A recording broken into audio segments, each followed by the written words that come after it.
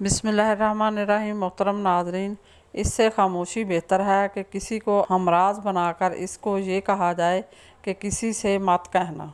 खामोश रहना बहुत मुश्किल काम है, मगर खामोशी एक बेहतरीन इंतकाम है।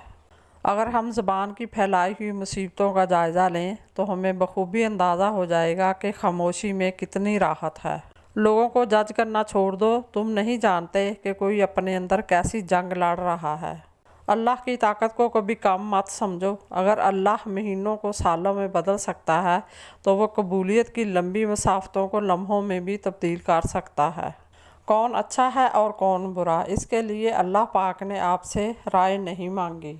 ज़िंदगी उस्ताद से ज़्यादा सख्त होती है। उस्ताद सबक देकर इम्तहान लेता है और ज़िंदगी इम्तहान लेकर सबक देती है। अगर माँ के अलावा कोई आपसे ये कहे कि आप मेरे चाँद हो, तो यकीन जानिए कि इसने कभी चाँद नहीं देखा। इमाम गज़ाली फरमाते हैं, जितने सजदे जवानी में कर सकते हो कर लो, क्योंकि मैंने बुढ़ापे में अक्सर लोगों को सजदे के बगैर नमाज पढ़ते देखा है। जब मुझे पता चला कि महल के नरम बिस्तर पर और झोंपड़ी के टाट पर सोने वालों के ख्वाब एक जैसे और कब्र भी एक जैसी होती है, तो मुझे अल्लाह के इंसाफ पर यकीन आ गया।